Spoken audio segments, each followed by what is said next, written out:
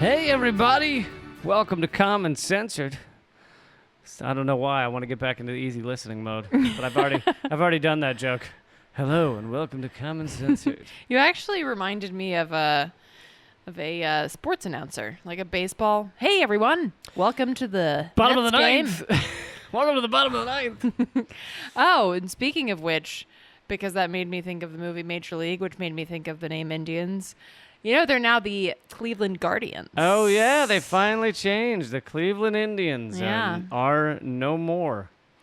The Guardians. What is their symbol, emblem, mascot? I don't know. What if they kept the same mascot? That'd be terrible. And they just changed the name? The image was more offensive. Right, exactly. That's my point. Than anything. It'd be like if your name was like the New York Jews and you just had that like stereotypical rat face logo as your mascot. That's really the offensive part. For some odd reason, it's almost like we Jews have enough power to stop the ugly mascots as team names. Well, also, I think, no offense to my fellow Jews out there, but, outside of like Sandy Koufax, I don't think Jews aren't known for being terribly coordinated. Okay. You know what? Goldberg was a hell of a professional wrestler, I'll have you know. And he was big and he was tough. Okay. Well, okay. I mean, yeah, there's like the bear Jew and shit. There are bear Jews out there. I'm not saying it doesn't happen. There I'm just are saying bear like Jews. Overwhelmingly, I'd say, let me just put it this way. How many Jews are on the Olympic team? 392. Mainly in synchronized swimming. No, I don't know. Anyway, moving on. Welcome, everybody. This is Common Censored. This is a show where we talk censored stories and people, sensible solutions, and common ground movements to fight and build, and sometimes Jewish stuff. And, welcome to episode 166, I think. 166. Welcome, everybody. This is a big week of news. A lot going on. Every week is a big week. Most of it not the best. Not the best things have gone down, but we'll give you some points that are important. A couple of weeks ago, we told you that the giant pandas are on the upswing. So back and better than ever. I feel like that should hold you over for like at least a couple weeks. We are lousy with pandas. I was in line at the grocery store, and it took forever because I was behind 14 pandas. Oh my God, that sounds adorable. It was a lot. Could you snuggle? And there's no parking spots because they drive big cars, take up all the spots. That I don't believe. I bet they're incredibly eco-friendly. I bet they take skateboards. They don't have the balance for a skateboard. Have you seen their asses? That is fat-phobic, Lee. So let's get into what just happened with the Daniel Hale sentencing. Yes. So today, regardless of when you're listening to it, this happened on Tuesday, July 27th. And this morning, Judge Liam O'Grady sentenced Daniel Hale to 45 months in prison, which is almost 4 years. It's basically three years and 9 months. 9 months. And Daniel Hale, by the way, some of you might not know his name because he honestly, despite being a very important whistleblower, he hasn't been talked about nearly as much as Chelsea Manning or any of those. He's the one who revealed basically the details of our drone assassination program, our endless drone bombing.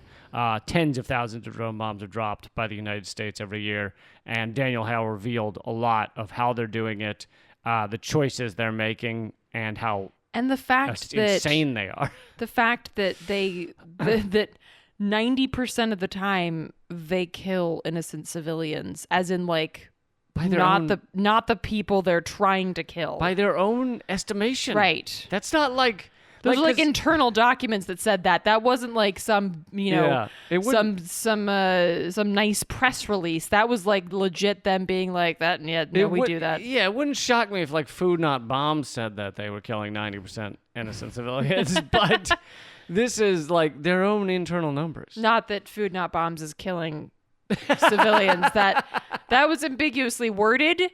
Just know that food not bombs is not killing people. That's not what he meant. I mean, that's not in their mission statement. We don't know. They might have killed a few.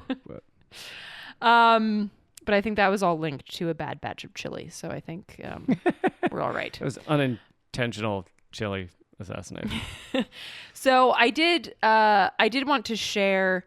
I wanted to share a couple of things that that Daniel Hale wrote / said. One was a handwritten letter to the judge explaining why his conscience compelled him to do the right thing. And I mean, I'm not going to read the whole thing. You can check it out on Instagram at Team Daniel Hale, which is a group that's obviously supporting Daniel Hale. And it's also on Rad Indie Media as well. Oh, there you go. And you can also support Daniel Hale over at standwithdanielhale.org. And so he talks about, PTSD and dealing with understanding what he was doing. The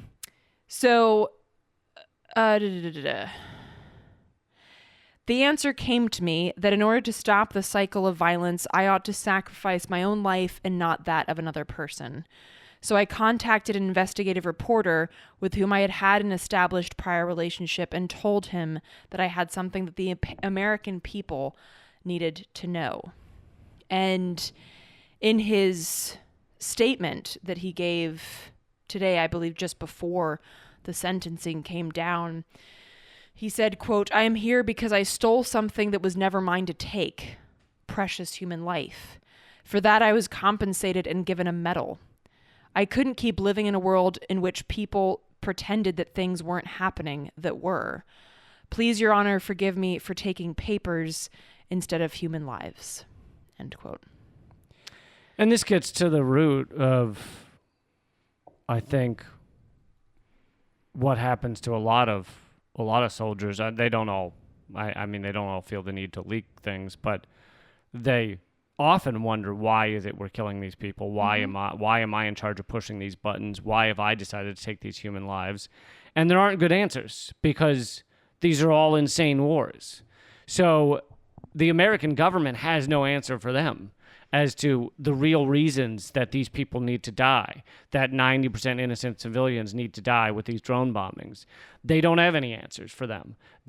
Because all the propaganda rings aggressively hollow, especially if you're the one doing it. And so it makes sense that he, as many soldiers, would come to this conclusion of, this isn't right. He just took the next step and said, this isn't right, and I'm going to do something about it.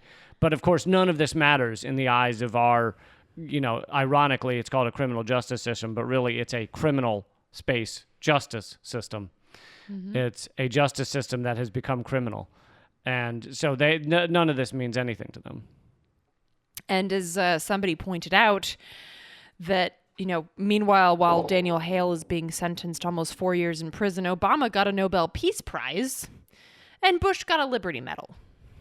So there's just, and on top of that, Alan McLeod shared a great, it's great and terrible, a great side-by-side on Twitter. And you can follow him at Alan R. McLeod. That's MacLeod. We also have his journalism up at radindiemedia.com. And there's two images side by side.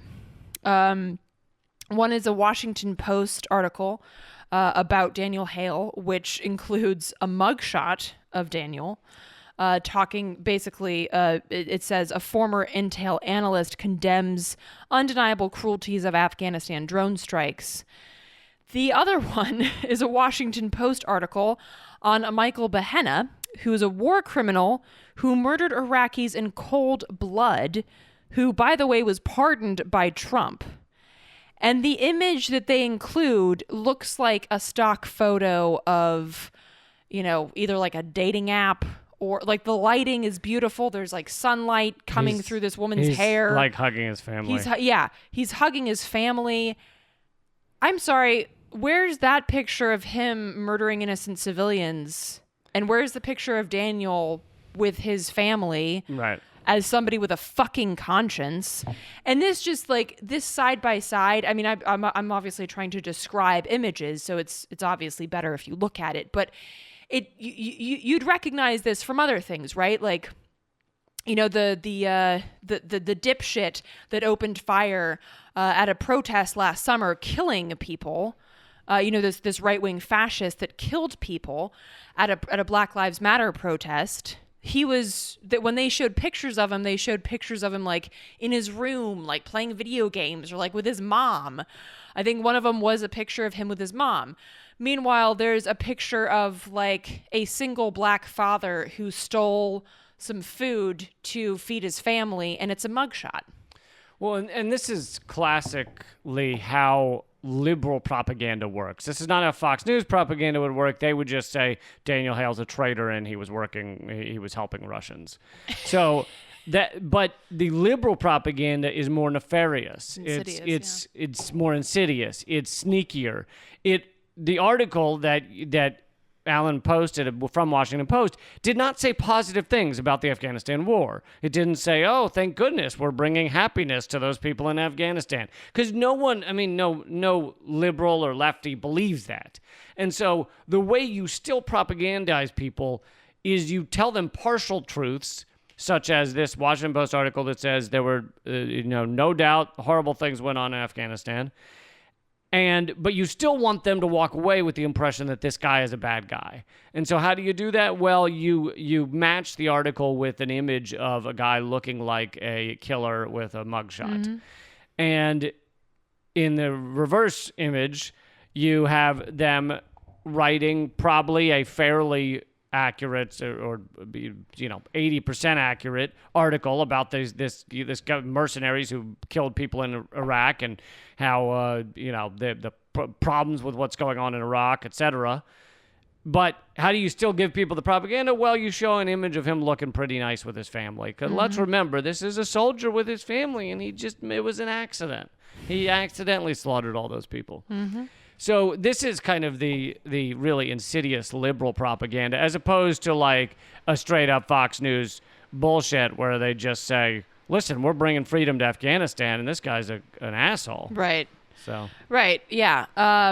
It is true. It's just, like the Democrats are a lot more insidious where they'll say like, oh, we really want to do something to address, fill in the blank. And then they don't, but they say that they do, and they'll, sugarcoat it with some bullshit ceremony or some bullshit committee. And meanwhile, the Republicans are just like, no, we don't we don't like you. We don't care. Die slowly in a ditch. We don't care. We don't care. Yeah. Which is why, again, like, it's like media literacy is so fucking important, right? Because it's easy if everything were just like Nazi posters, right? But that's not how this works. Like I mentioned in last week's episode when it was just you and I hanging out, guys.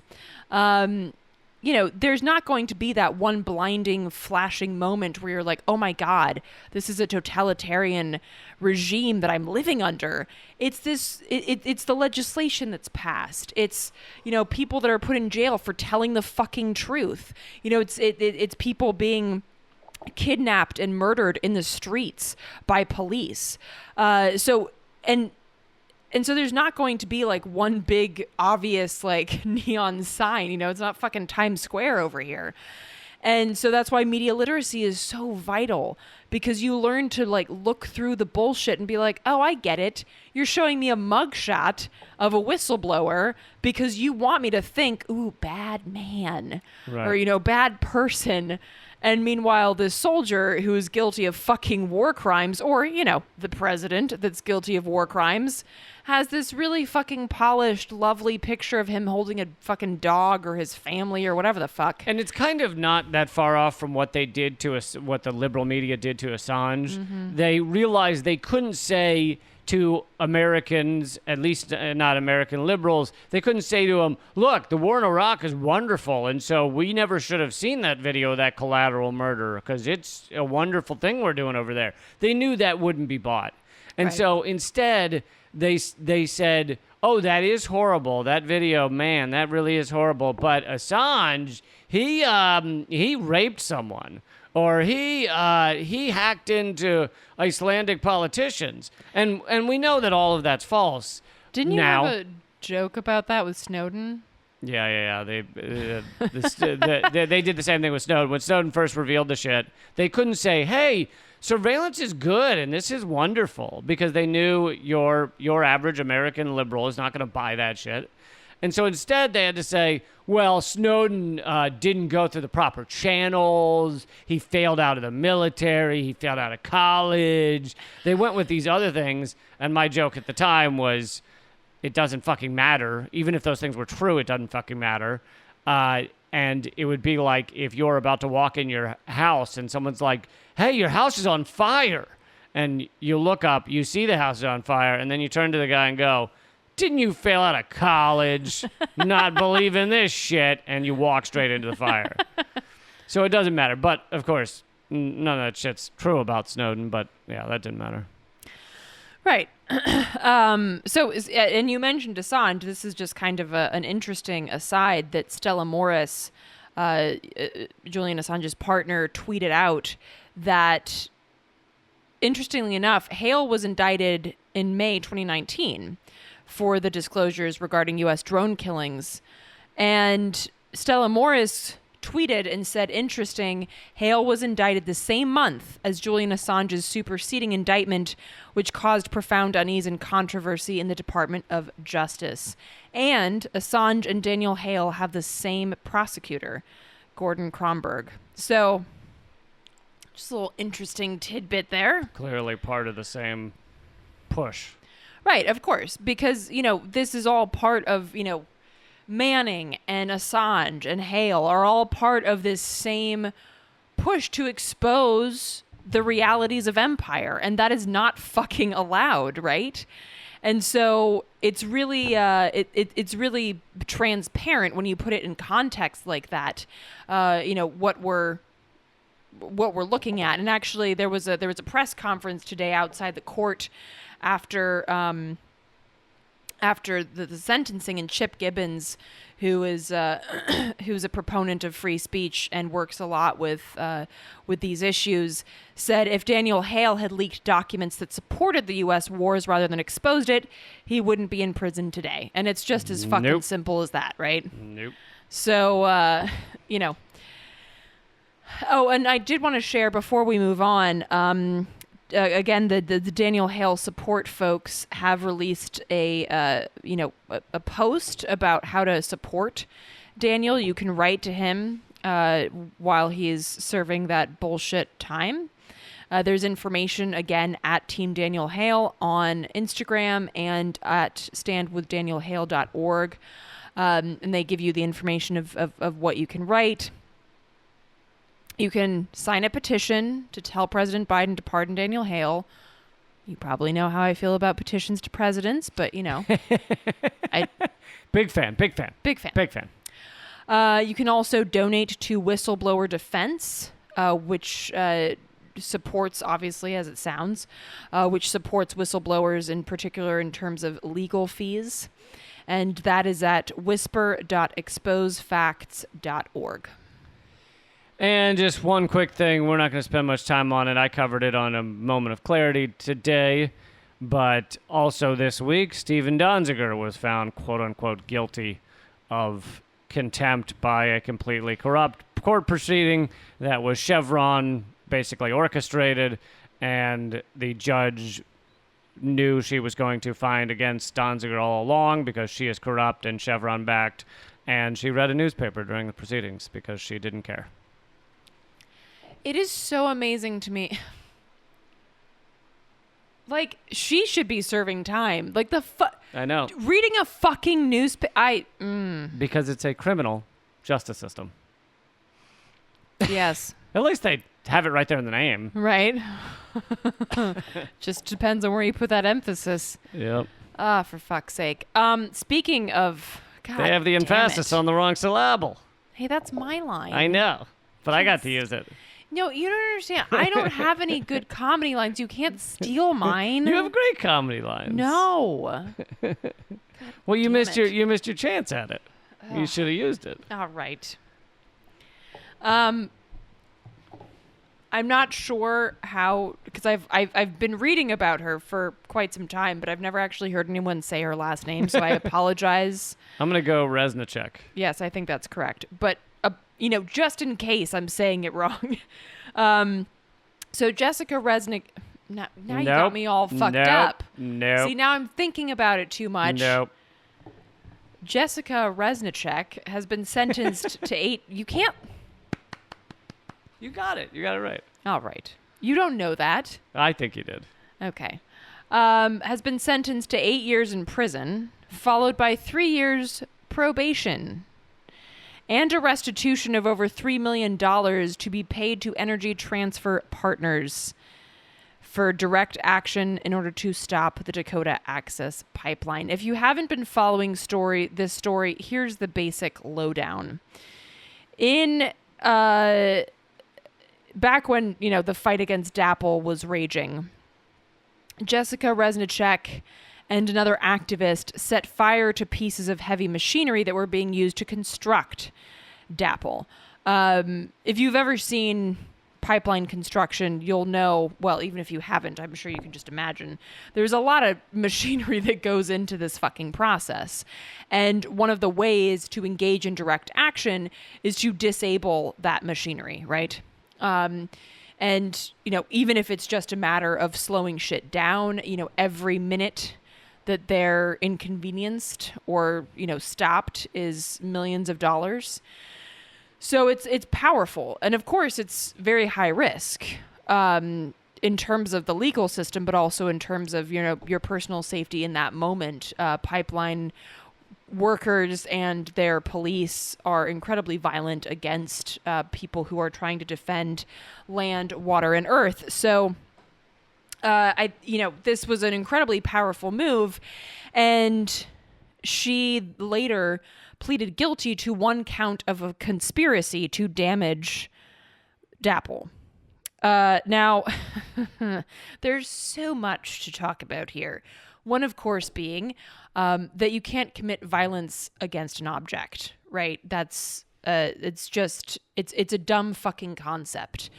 There's property damage, which then you can get into the conversation about whether property should have basic rights, such as a human, to be protected from violence, particularly when its existence is in and of itself violent, used for violence against living things, unlike the inanimate fucking object of a piece of pipeline equipment. So, for instance, obviously DAPL, which is, has already caused so much violence, not just in the construction, but has already, of course, leaked and all of that shit, is incredibly violent towards the ecosystems and, of course, people who depend on them for life.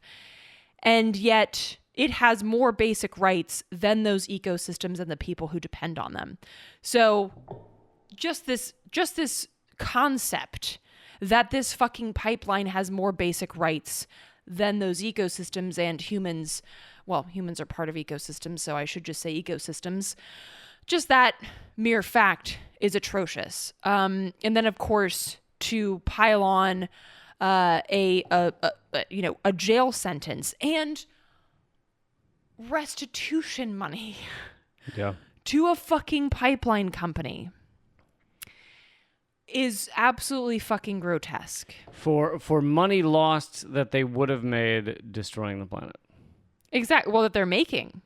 They are making bank right now because this pipeline is fully operational. Yeah, but I meant they probably argued that it delayed their pipeline. Of course. Or whatever. And so what happened here is that there was use of what's called a terrorism enhancement, which to me just sounds like what the U.S. does on an everyday basis. But it basically meant that Jessica's case was treated differently than, your average act of trespassing and, sabotaging a piece of equipment. And this is similar to what we've talked about in the past too. I think it might have been 2 weeks ago where we mentioned that some folks in Louisiana were actually won a court case where they had been in the crosshairs of these special critical infrastructure laws where, the already illegal trespassing was amplified. The prison sentences and the monetary, crosshairs that you were in were amplified just because it had to do with oil, gas, coal, etc. This is the same thing we see happening with Jessica. It is amplified because it has to do with oil companies. If she were to go into a fucking, imagine her going into a homeless encampment and setting people's tents on fire. Do you think that she would be slapped with a terrorism offense? Well, yeah, they wouldn't stop it with terrorism, but they also just the minimum amount of time or the maximum amount of time they'd be even seeking to keep her in prison would probably be like a year. It'd be nothing compared. It'd be certainly not 8 years. Right. So it's utterly insane to act like this is so much more harmful than, like you say, setting a homeless person's tent on fire, or setting, if she broke into a Office Depot and set the gumball machine on fire, like she would get a matter of months. She might even just get probation for with like a don't do that again. Mm-hmm. But instead, this is years and years in prison to set an example, but also to say you have harmed something that is far more important to us than any regular store, any regular property. This is something that matters far more to this empire, which is gas and oil. Yeah, absolutely. And this is something that is happening not just in the U.S., but globally. Professor Julia Steinberger, who's a lead author with the UN's Intergovernmental Panel on Climate Change, recently signed a letter with other UN colleagues and over 400 scientists and academics from 32 countries that raised the alarm on the trend of activists being criminalized with longer prison sentences, police repression, and more at a particularly pivotal time in the fight against global warming. And part of that letter reads, quote, "Around the world today, those who put their voices and bodies on the line to raise the alarm are being threatened and silenced by the very places they seek to protect. We are gravely concerned about the increasing criminalization of targeting of climate protesters around the world," end quote. And yeah, I mean, this is something that, is, perhaps one of the most obvious examples that I can think of recently, because there was recently an update in the case, was Berta Cáceres, who was murdered for opposing I believe it was a hydroelectric project. And, this is something that happens. Where was that? Oh. No, I just mean country. I know. I always get it wrong. I always say the wrong one. Honduras. Okay. Yes. She was an indigenous organizer, and she was organizing heavily and was really making leaps and bounds against this project, and indeed, the larger concept and the intersections of indigenous rights and ecocide and those kind of things. So, anyway, this is something that didn't just happen to Jessica here; it's happening around the world. But it's really, it's really important, that we focus in particular in our own home places as we think globally and act locally, to borrow a phrase that sometimes gets bastardized. But yeah, so I think it's important to stay up on what's going on with Jessica, just like we need to stay up on what's happening with folks like Daniel Hale, because these are the people that we need to emulate, and thereby these are the people that we need to protect. Yeah, they definitely need supporters. So, it's it just shows how criminal this system is. And as it gets more desperate, as the empire gets more desperate to hang on to power, despite the fact that it is collapsing, and the fact that the environment is collapsing around it, so even if it wanted to keep control, there's not going to be much environment left if we keep down this path.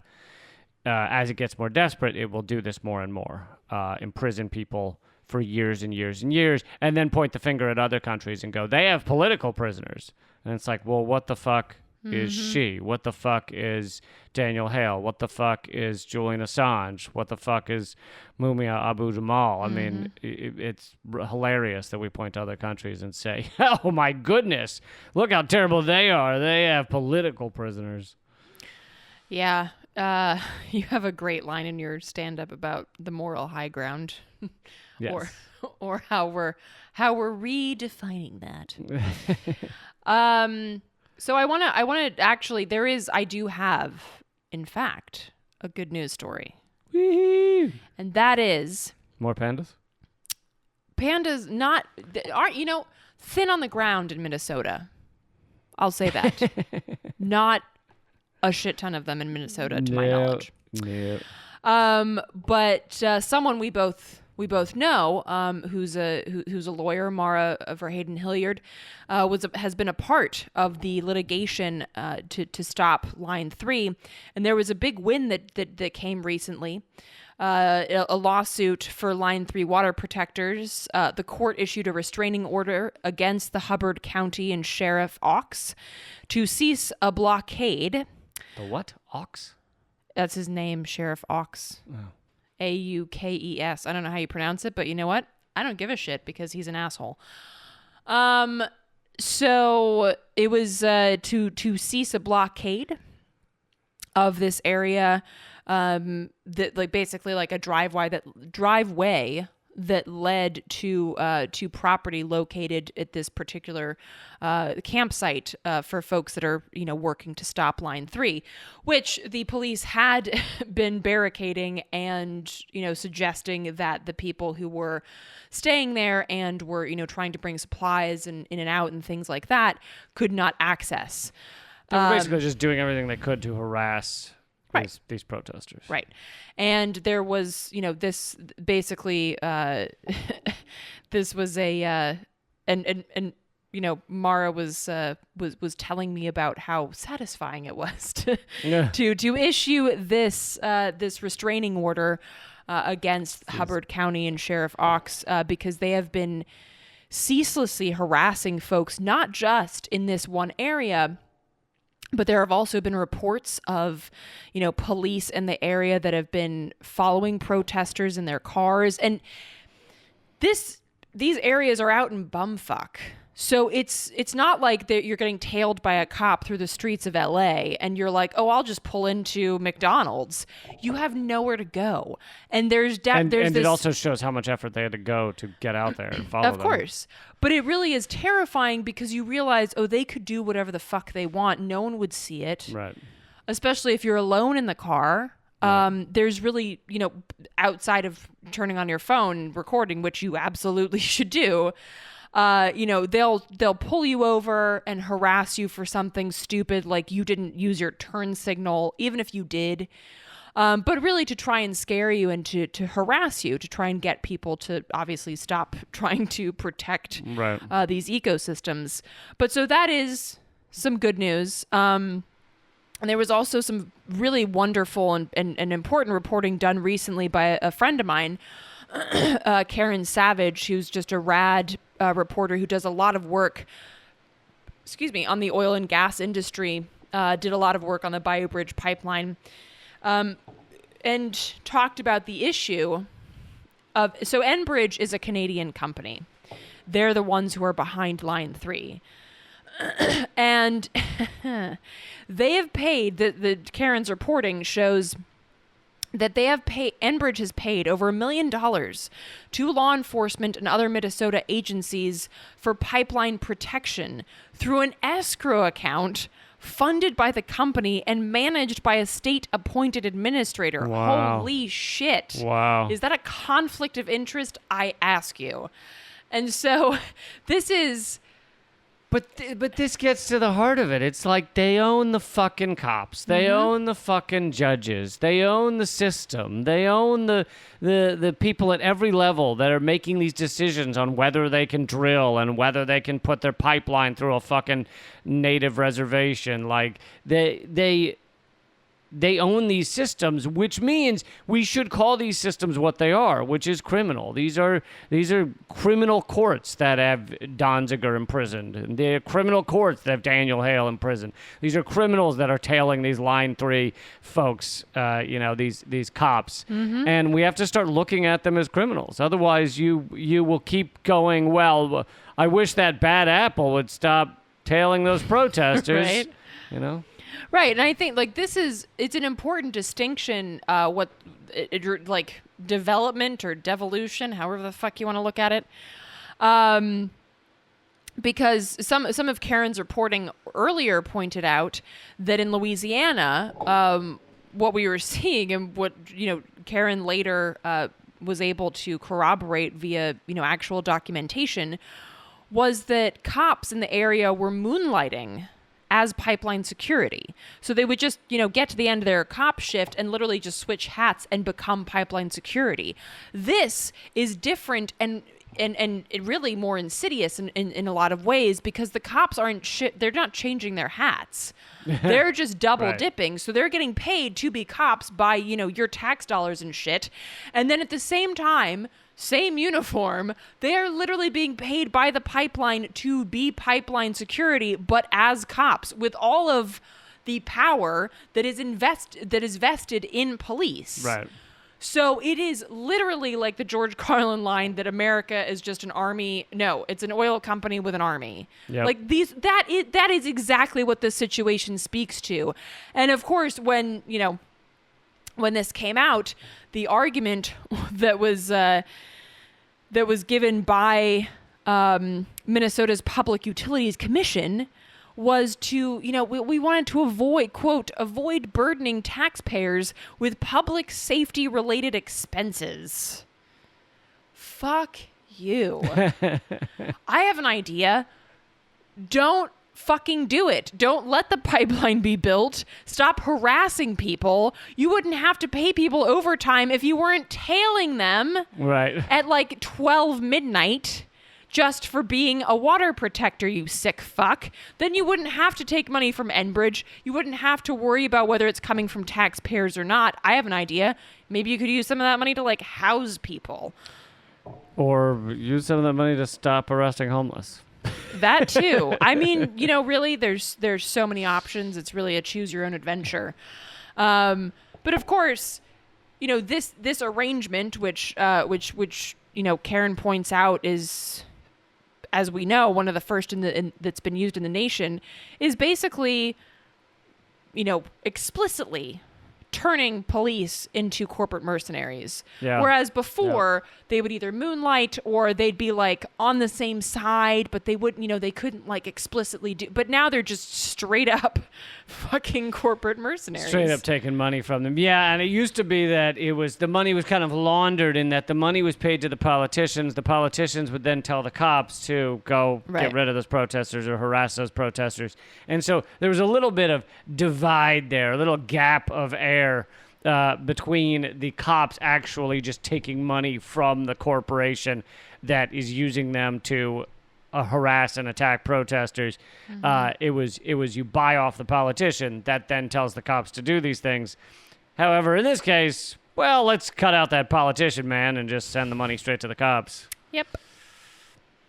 Fucking insane. Mm-hmm.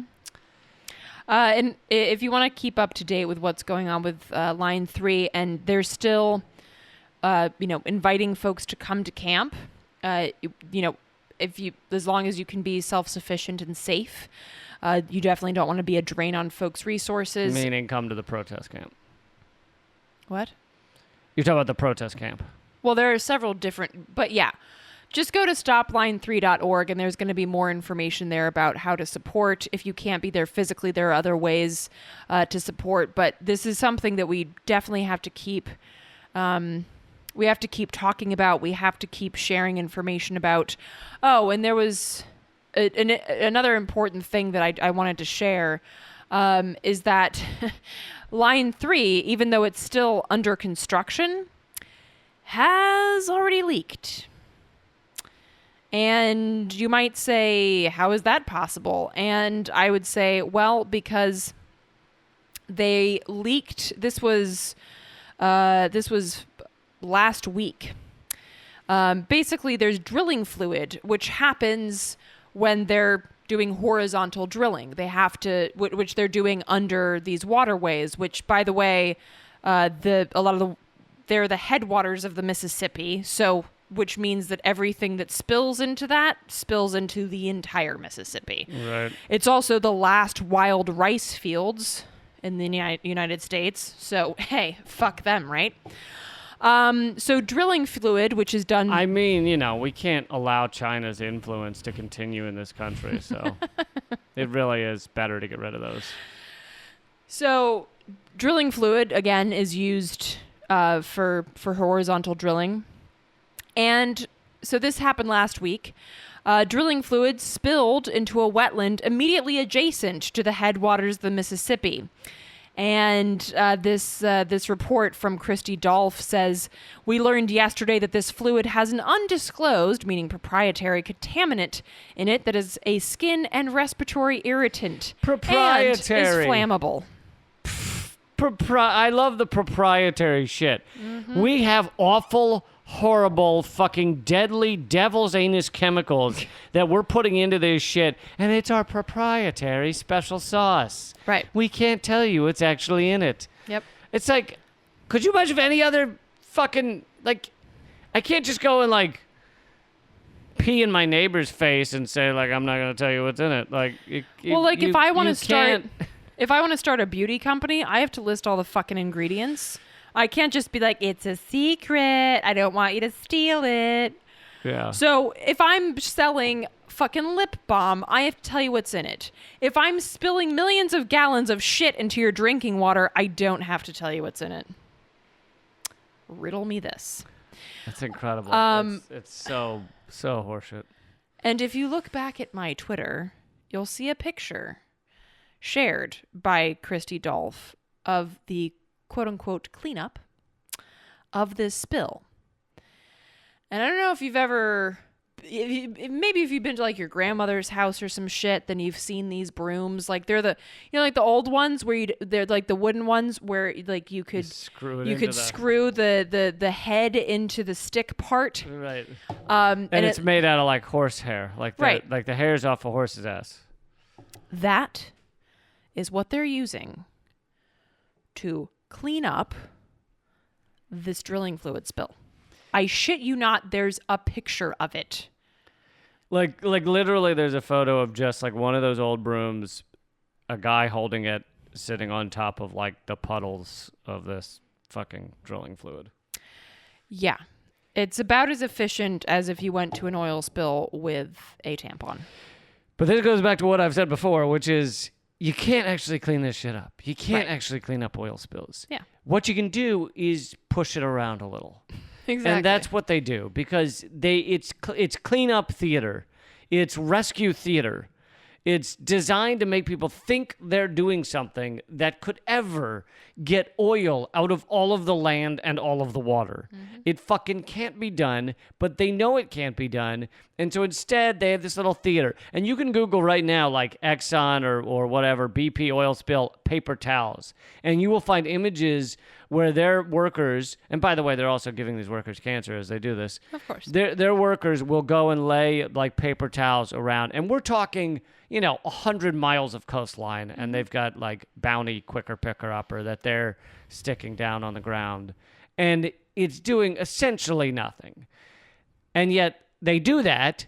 Why would they do it if it does nothing? Because they don't tell you it does nothing, and it makes it look like they're doing anything. In the BP spill, there is pretty accurate reporting that they ran around at night literally grabbing dead dolphins off the beaches and disposing of them. Mm-hmm. Because they need to make a show as if they're cleaning it up, and dead dolphins on the beach does not go with that show.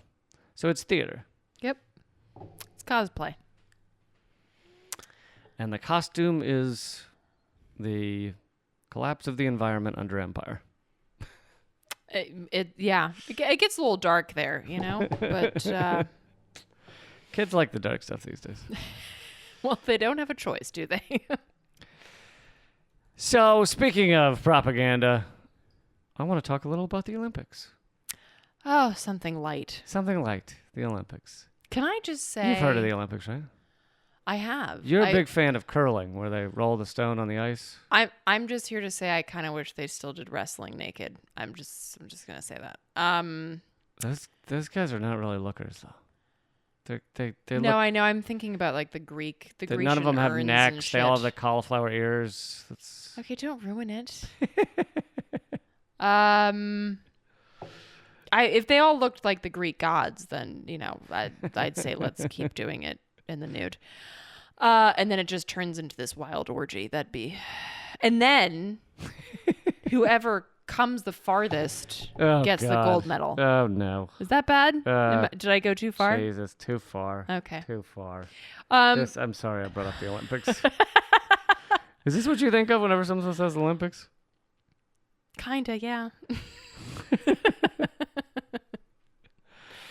So, I'm kind of fascinated by the Olympics because when I was a kid and I hadn't woken up yet, I fell for the propaganda.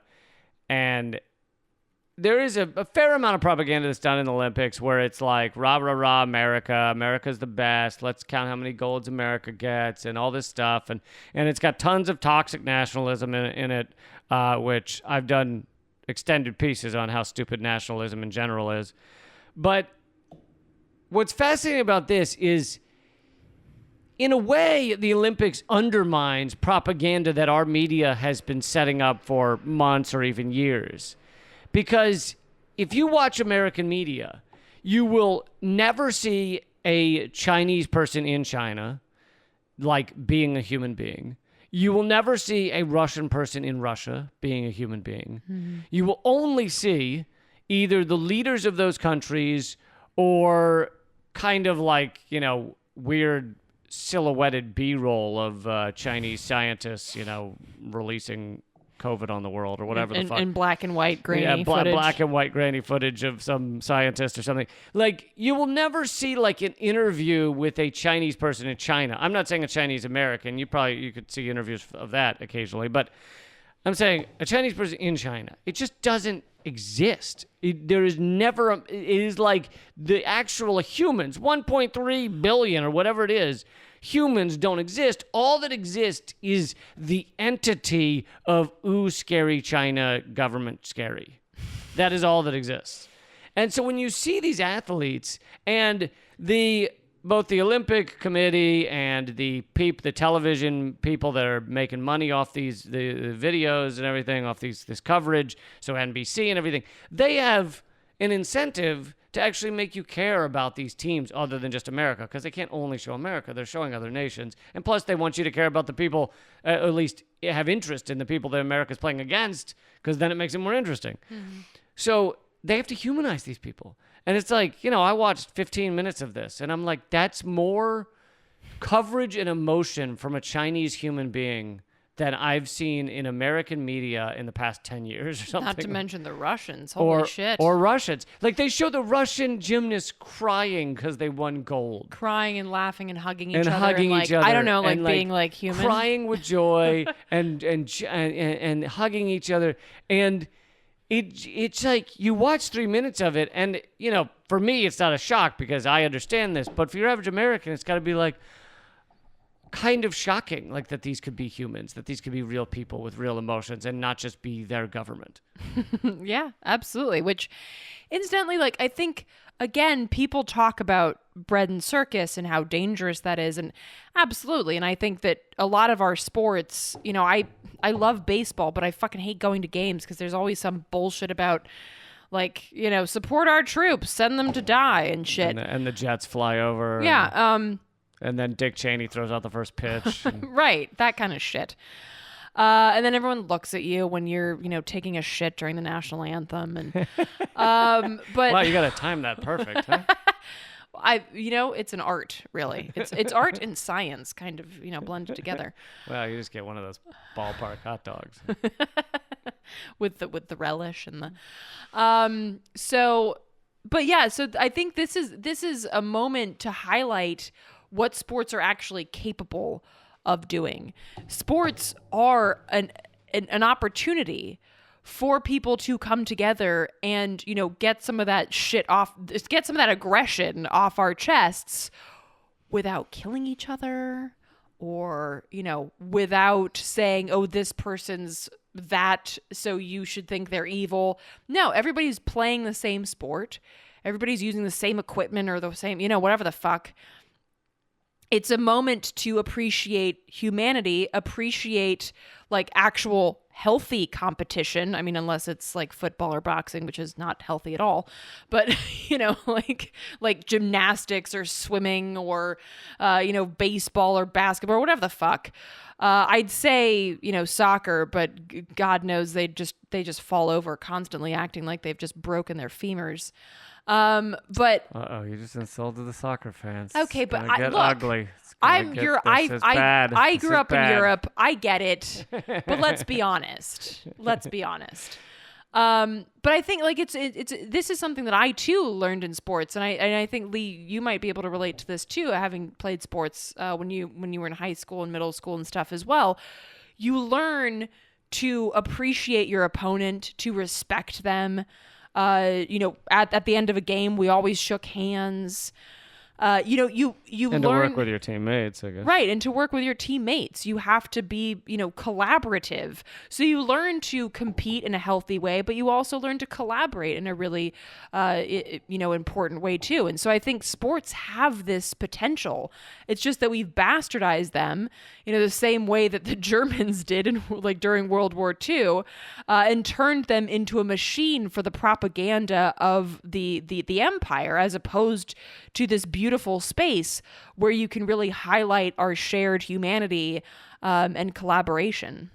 And it did occur to me, you reminded me, it did occur to me, it was like, in a perfect world, so sports have been called the opiate of the masses, and they're often used that way to I think that's religion, isn't it? Both has been called. I think the religion quote was the initial one, and then someone said sports are the real opiate of the masses. But anyway, and it's often used that way. Sports are often used that way.